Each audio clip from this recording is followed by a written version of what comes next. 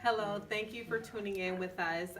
Diaries of an Entrepreneur Mommy. I'm Kenitha Amour-Porter, and we are here today with Miss Stacey Johnson. How are you? She is the owner of Stacey J Productions. And how I got a chance to get to know her is that we love on some same people, right? Yes. And I was sitting at the table with one of them, and it was like, "Hey, I have a heart for human trafficking.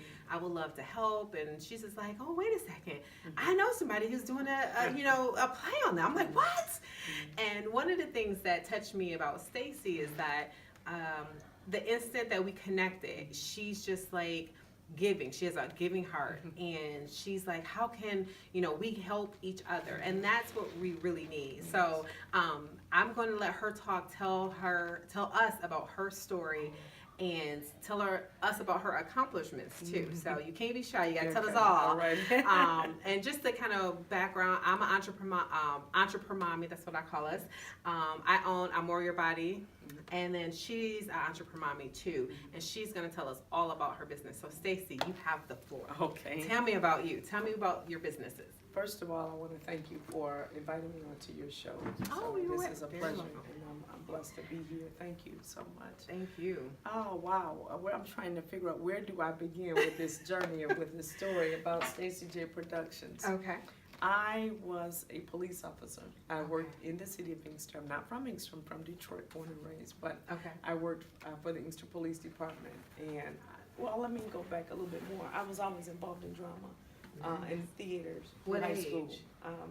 I would say I was a narrator for plays, and then plays actively in school at Duffield Elementary. Oh, wow. And then middle school, I was involved in dance, and Okay.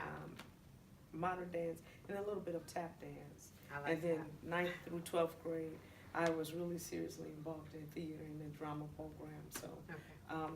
my mother kept us in the art, well, kept me and my brother in the arts. He played the guitar and the piano, and she saw where our talents were. And we weren't a Christian family, but we were a law-abiding, good family.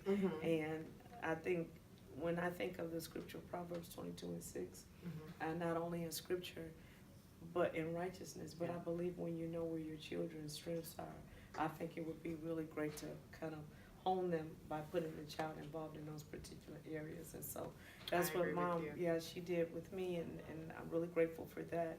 So at the age of 14, I believe in the 9th grade, my drama teacher, she founded the Performing Arts High School, Dr. Denise Cotton. Oh, yes. And back then she was Dr. Denise Davis. And she was my mentor, but she had heard about a playwriters guild through the Attic Theater. Okay. Black Box, and I don't know if you remember the Attic Theater, I don't. but it burned But go years ahead. ago, burned down. Oh, But wow. back in the early 80s, or early to mid 80s, it was like the repertory theater. Okay. And so they had a playwright guild for high school students, but you had to be, I believe, 16 or 17, maybe a junior or senior. And they said, she's too young. Okay. You should not have sent her. And they received another phone call. Nice. And I received a call, or not a call, but a lecture to say, they said you're too young, but I see potential. And don't embarrass my name. That's what the teacher told me. I shouldn't be saying that, but don't embarrass my name. So learn all you can. So And can I I would- pause you for 1 second? Please. So that's what you just said was huge, especially to people who have children. You said a Yes. couple of really good things. One, your mother saw your potential, and she said, "Okay, let me put my daughter into things, and son too, into things that I see the natural gift. So let me develop that at a young age." But then two, you said something without saying it. You actually were doing amazing work for a teacher to be able to stick their neck out for you. And so you didn't say that, but for a teacher to do that, that means that you have to show up each and every time. Yes. And it doesn't stop. It should start early, and it never stops. So you have to make sure that you're doing your very best, because you never know who's going to be able to say, "Hey, she's doing some amazing things. Let me put my name on that," to bless you to go to the next level. And look, Right. and we'll talk about this in a minute, but go ahead. And, yeah, she would spend a lot of time with me, and thank God my mom at that time gave her permission to pull me to different events, a lot of public speaking events and different things like that. And so she pretty much helped to mold me and hone where I am today. She has a lot to do with that. That's a blessing. I get teary-eyed because on my mother's deathbed, we talked about her. And I always get teary-eyed because, and my mom has passed 4 years ago, but just those are the things that were important, and those were some of the things that my mom discussed before she passed away. And I thanked her for letting Miss Davis work with me and mold and develop me. And we weren't Christian, but at that time God was working in our lives, and He was working in my life and using someone to help mold and develop me. So I'm really grateful. I always get teary-eyed when I tell that. That's a but beautiful that was thing. one of those things that we discussed before she passed. But so yes, 9th through 12th grade, I was heavily involved with drama. I was a theater head. That's what they call. College years were a little different. Our drama program was a little different at the university. Okay. And something I wasn't used to was being a standout student. And when you get to college, everybody that comes through those doors are standout students. Right. And so you kind of get lost a little bit in the shuffle. And then I think a few years after college, I left Dillard after about 3 years, and I had given my life over to Christ in my dormitory room. And I went to a play at a church, and the name of the play was called Perilous Times by T.J. Henfield. Yes. And my brain every signal in my brain just went off. And I was with my husband, who was my fiance back then. Nice. Okay. And I said, wow, and I knew then that because when you get saved, you don't know that God can still use you on the stage. And I realized then that, okay, God can use me still. Right. And so not that He's taking away from me, but He's just adding on. And so, yes. Every time, Perilous Times, and I followed it from the church to, I believe, the music hall. Okay. And I call him Mr. Henfield. He was at the show. Okay. And I just love him. He's an incredible person. And so, that was my experience. And I would follow that show and see where God was taking that show. And everything would just get bigger and bigger. So anyway, let me fast forward. I wrote a play, and there was this desire to write a play, I think back in 2001. Okay. 2002. It was called A Woman of Courage. It was based on the book of Esther. Okay. And I remember writing it under a fast. And I wrote it at work in midnight shift. And the church I was at, they were like, I don't know, and whatever.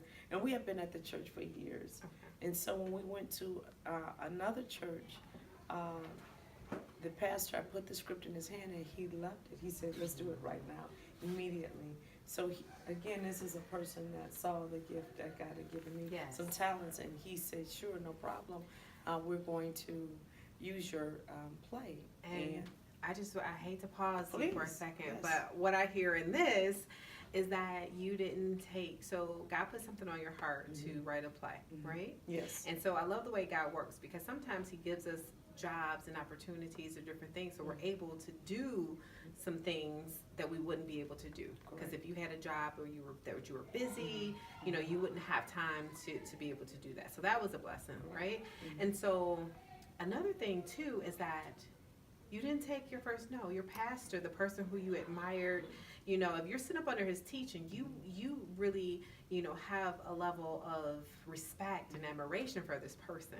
And so you say, here's my baby. Because when you make something, it's like, this is my child. And he looks at it and he said, yeah, no. And so it didn't crumple you. It didn't make you stop and say, oh, well, maybe I shouldn't be doing this. You was like, okay, well, he can't see it, but I'm going to go. And so I had to talk about that, because a lot of times we take a no as, okay, I need to stop, or this isn't right, or let me second guess myself.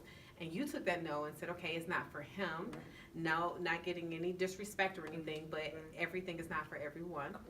And you went ahead. So I just had to, that's kudos to you for that. I love that. Thank you. And so at this church, we began to, he wanted to rebuild his drama ministry. Okay. And we had a really good time at the church. And so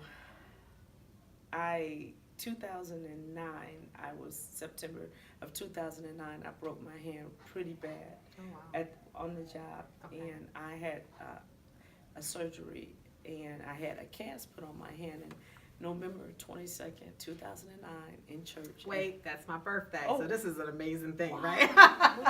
November 22nd is my birthday, yeah. So tell me about what happened special on my birthday. That's the day God called me to write for him full time. Oh, wow. So that was a new birth for you. Yes. Oh, wow. So we both have birthdays. Yes. Nice. Okay, on the same day. I can't say it was a pleasant experience because of a couple of things, and I'm like, full time, that means I won't be able to go back to my job, because I was in a cast, and I'm thinking, okay, I'll be fine and I'll be back on the road. But I had this feeling that I was not, I had a feeling that my life, things were going to change. I just had this feeling that I wasn't going to be a police officer anymore, and I wanted to be chief of police. Okay. I love what I did, and I just had this feeling. It was just an eerie feeling. It was uncomfortable. Okay. And we had a home built, and so we hadn't been in a home for 10 years. It might have been 6 or 7 years, maybe. Okay. And that's what God called me to write. And I'm thinking, oh no. And then there were some things in my past that I had to deal with as well.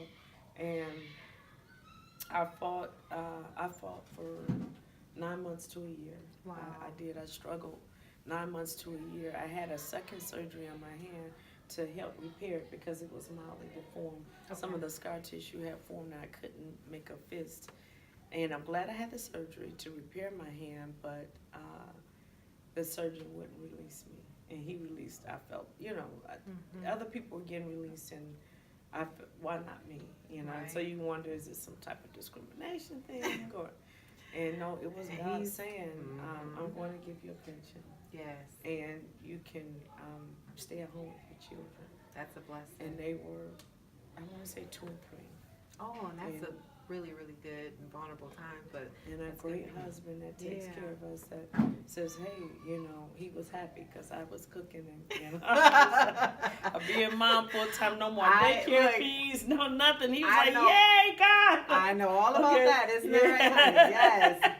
So he was excited. He was, and I would walk, because it took a year to finalize paperwork at work, but I would walk because every day I was walking and swimming, and then I found out, my mom was, in 2011, mom was sick, so I would do a lot of walking and swimming and different things like that. And so let me fast forward it, because I can make a story really long. Be careful when you tell me to talk. I know, right? That's okay. Very good stuff. Too. Yes, I want to touch on a couple of things too, and so when it's your time, you kind of know. Is it going to be in your mind perfect? No, it's not. And we share that because in my mind, I'm like, something's just not right. And I was talking to my husband about it, and he was like, okay, well, let's make a plan and for you to leave. It's not going to be the perfect idea because God wants us to trust in him. And we're not trusting in him if he lays it all out and we're like, oh, wait, I have this chunk of money right there, and I have this and I have this. And no, he wants us to have faith. And so you showed that faith, even though it took you a little nudging, but you still was like, okay, I know this isn't it. And another thing too, there's another no. So your doctor tells you no, and it's a blessing. No's can be blessings, and we have to realize that because everything is not for us. Correct. So I've gotten a couple of no's recently, and I'm like, okay, all right, Lord, I gotta trust that wasn't for me because you have something bigger and better, right? What does he talk about in his word? How he has things that we cannot even imagine in our minds what he has for us. So we have to believe on that. So I love that your no was for you to be able to home with your babies and being a full-time, well, it's always full-time work when you with your husband and your kids, but to be able to do your play. But go ahead, I'm sorry. That's okay. So that was, I retired October 2010, and the first play professional and that was another leap of faith because I wanted to stay in the comfort of do it under the drama ministry. Mm-hmm. And God told me He was putting on my heart and the church's heart to form my own business. Okay. And that was another leap of faith. I was very afraid to do it. And the Nice. secretary said, I will help you. I will hold your hand and help you get get you registered with the state and things like that. And I was very nervous. Mm-hmm. But I took a leap in December 2011. The church helped me out a whole lot. That's awesome. With that play. And so not only does He give you the plan, but He gives you people that's going to help you. Yeah, promote the play. Church members were actors, and they helped me out. 2011 December, I called Lovers of Themselves, based off of 2 Timothy chapter 3. Okay. And it was about 3 different families that had put God on the back burner. Mm-hmm. And then some of the things that I saw in law enforcement. And so, and then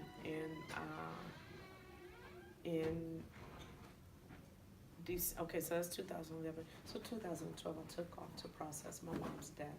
Okay. And then she passed away April 4th, 2012. And then 2013, I did a play called Consequences. It was about teen pregnancy and abortion. Okay. And 2014, I did a play called, I think it was Spirit of the Rod. That was about a young man that whose father failed to chastise him, a teenager, and got into some serious trouble. And how your enemies will get you in trouble, but your friends do. It was another great play for teens. And some of the things we see, young people catching cases at 16 years old. I don't think prison, a life sentence is a place for a 16-year-old boy. But we had to deal with it on stage because we do have some issues in society. And I thought, the pen and on stage would be a great place to capture people's attention. And so that play, we did it, at a small church in Inkster for 3 nights, and God has and I would say God because He brings people in. I don't know all of the people that show up, but God, He sold the play out, and so that's when God blessed us with a sponsor. That's awesome. And I want to say that was 2015, 2014, 2015. We did Consequences again, a little bit more professional environment, and then last year we dealt with Alzheimer's. And it was a play called Who Are You? And it was, my grandmother was my inspiration and muse because I'm her caregiver, but she's going through dementia. And to have some in the middle, and I think, we can bring some attention to this on the stage and really talk about this and come from a perspective of a caregiver, what a caregiver goes through, and the symptoms of Alzheimer's. And so we did some research and it was well received. I lost my grandmother to dementia, and actually she passed away on my birthday. Wow. But it's a lot to be a caregiver, and it takes an army, not one child, not one sibling. It takes an army to take care of and give them the type of life that they deserve. And so whoever's is not there, if you're going through if your family is going through something with elder care or dementia, Alzheimer's, you want to make sure that you're doing your part and helping out because it takes a lot to take care of them. And be prayed up, and I'm learning. I was my father's caregiver as well in 2008 when he passed, but I'm learning. I had to learn the second time that it's a group effort. And unfortunately, in life, people just don't pitch in and help out, but don't become angry at them. Be in prayer. And those who are helping, it's okay to just not, how can I say, just teamwork. That's the key word, is teamwork. And let them know you appreciate them and you value them. And although legally I'm fully responsible for her life, but for the people that did not want to go and take care of the proper paperwork or whatever, I still see it as before I make a move. What do you think about this? Yes, that's huge. How do you feel about this? And okay, so they have this big bill or whatever. You think we should pay that? And this is, 3 amounts or one. So we consult with a relative, and so that's important. So I'm doing it a lot smarter. And then they're eager to help out with a lot of stuff. So I don't have as much. I'm like, okay, I already said that before. Why was I fighting? Hello. Why was I getting into arguments with people? about this thing. You but become no one, wiser. So. right? And so you've been through it before, so you've learned, and no one teaches us how to do that. So you doing a play on that's really huge, and that's probably not the last time you're going to do a play on that. Right. I'm just speaking out into you. But no, people need to see it, and it does. It takes it takes our, and even if you can't do but one day a month, if you say, Stacey, I got you this one day, I'm gonna take care of everything. You go have a day to relax, whatever. That people don't understand. They feel like they have to either do it all the time or nothing at all. And whatever little bit you can contribute. But yes, and I approach them with love. Not, you haven't been doing nothing and holding your weight, so but approach them with love. Hey, you know what? We're a little swamped. Is it okay? Can you help? So I'm learning. Yeah, definitely. Growing wiser. So I did promise God, Lord, I want to do this a little bit more peacefully this time, because losing a loved one is real tough with my dad, and so having that help in the stress, it keeps your stress level down when you get help. But so yeah. So we did A Dream Deferred not this past Saturday, but Saturday, December the 9th. Yes. And in Detroit, and well received. It was about human trafficking. Human trafficking, like most of the stories, they're on your heart. And even with the play about Alzheimer's, it would be very common to see elderly people lost at 2, 3 in the morning. And if you work midnights or afternoon shifts, you would see them wandering around lost, and they might be in Inkster from Brighton or from Mount Clemens, or they would travel for very far. They would just keep driving, and would be lost and scared, almost like a child when they come in. Or we would get what we call BOLs, be on the lookout for a particular car with their description of the car, the plate. Family is worried sick about them, or they make it an offender, or they just don't pay attention and pull out of traffic. So it would be very common to have to assist people who we believe were suffering from dementia. Also, we have to deal with the fact, and we dealt with this in the play, about recommending that they don't drive, and that is tough. It's very, very tough to recommend that people's driving privileges become suspended, because you have to think about the public. Yes. So human trafficking has been on my heart for a few years. Because the young ladies are actually in slavery, and the play was scratching the surface.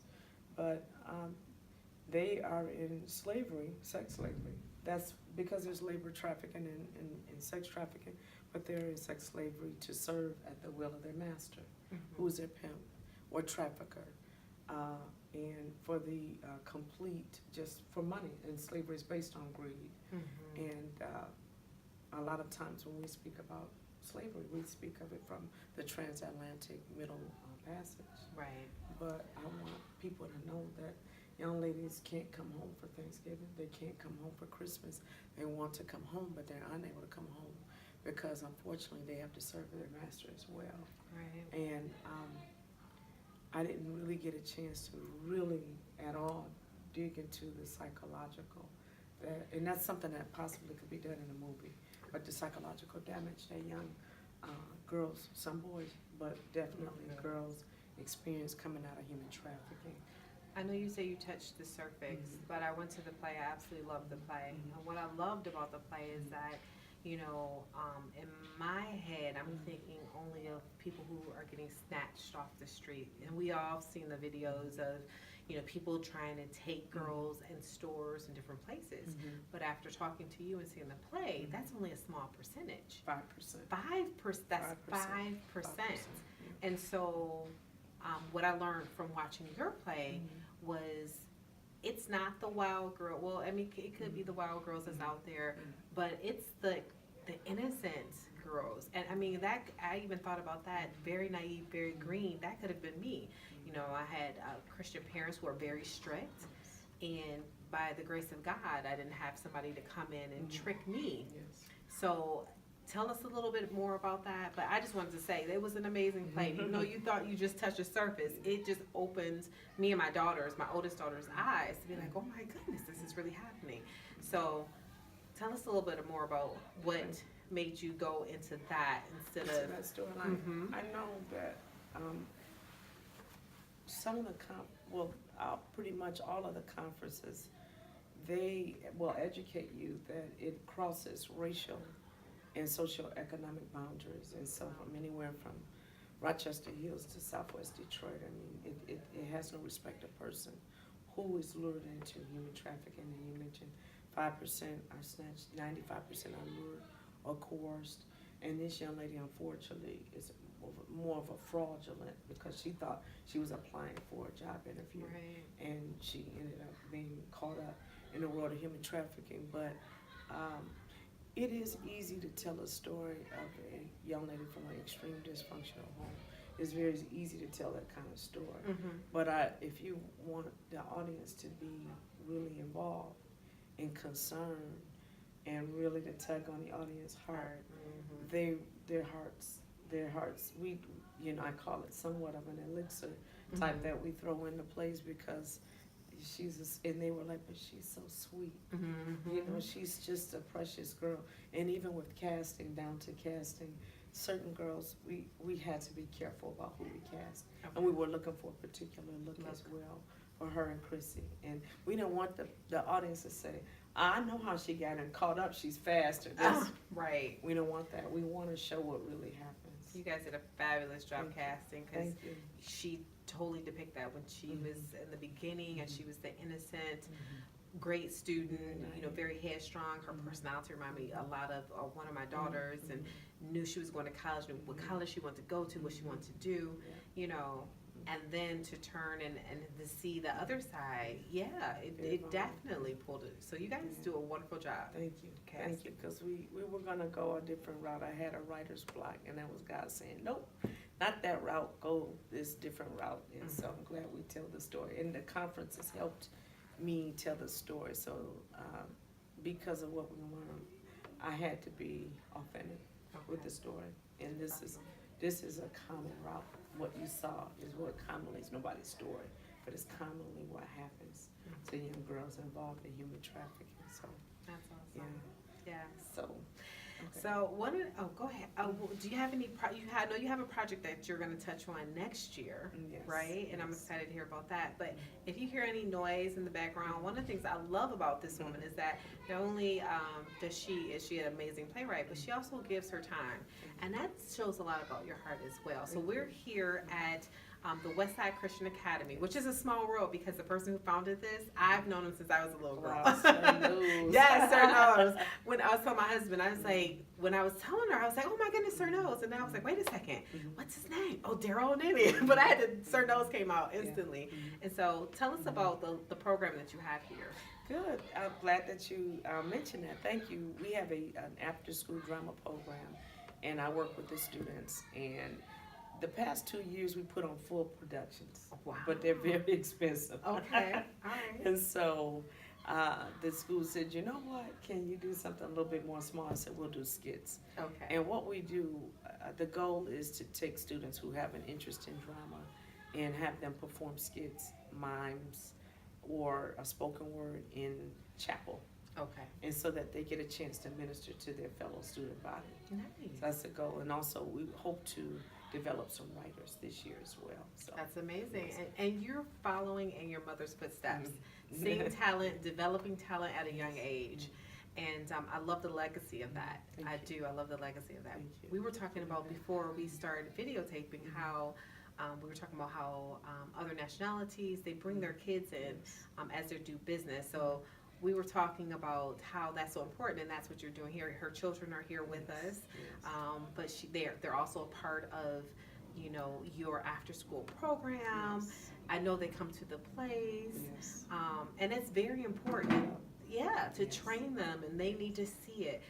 One of my favorite sayings I say all the time is that when I dream, I give my children a dream that no one can take from them. I give them the ability to dream. When they watch me dream and go after my dreams, when they start dreaming and going after their dreams, no one can tell them they can't do it, because they see us as the role model doing it. And so you're giving your children an amazing legacy. Thank you. Thank you. there are times and there are times when I'm like, oh my God, I need a babysitter because I've got this, that, and the other. But God said, no, they're supposed to be here. Because if they take on the family business, they'll know how to speak. They'll know how to take care of this. They'll know how to do this. They know how to do that.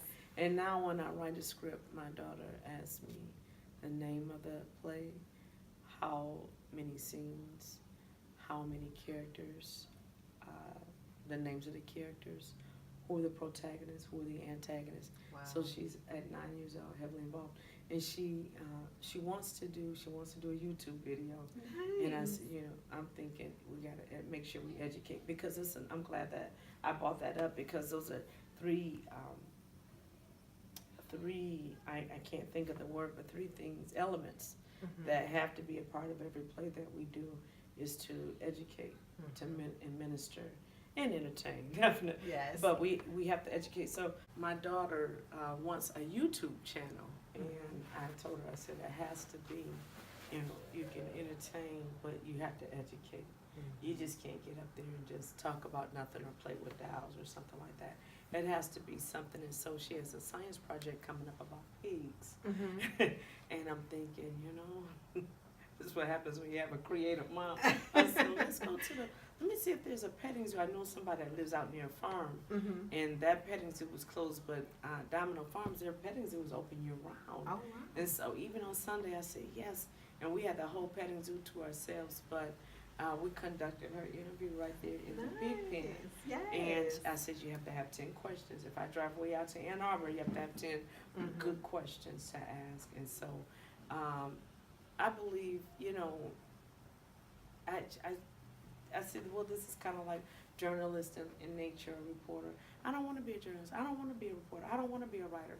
But I know that she's called in the world of fine arts. And so I'm doing what God wants me to do with the motive, because I see different things in her. Right. And my son is athletic, so my husband is a coach. So they work. So exactly, yeah. So, right. But nothing we forced on them, but there's things that they have gravitated to. So. Right. Yeah. And as a parent, it's your job to see it, even if they don't see it, and to nurture it and to allow it to grow. Because if they knew it, then they wouldn't need us, right? So, but I just want to thank you so much for your time. Thank you. I know you have. Tell us a little bit about the play you have coming up next year. The play we have coming up next year is about HIV. Okay. HIV. And it's a coming-of-age story about a young man with the HIV virus. And we're really going to go in depth about the symptoms. We're going to go in depth about how heterosexual male, but how a young man lives life. And years ago, I was still on the police force, and it may be about 10 years ago, where I found out at a particular high school the numbers were astronomically high in terms of teenagers with the HIV virus. And I've been reading some reports. I'm a news junkie. I don't watch a lot of TV, but I am a news junkie. And Michigan, Detroit, and Inkster has some of the highest numbers in the United States. Wow. Wayne County and Detroit and Inkster are very high in those numbers. And so we want to just educate people, see what's going on. Yeah, talk about it, know your status and different things like that. So, yes. Well, Stacey, thank you so much for your time. We're going to make sure that we post all of her information when you're doing your next play. We have to definitely go out and support. I mean, it's not just a support, it's you're going to get entertained, and it's going to be a wonderful experience. So, and one of the things I love is I feel like I could bring all of my kids, right? And so, because they need to be able to see it. At first I said human trafficking, I'm not sure for my 13-year-old. But that would have been a story. She does it with such taste. It's a family affair. And but thank you so much for being such the awesome entrepreneur mommy that you are. And we'll talk to you soon. We'll keep up with her and see the great things she's doing. Yes.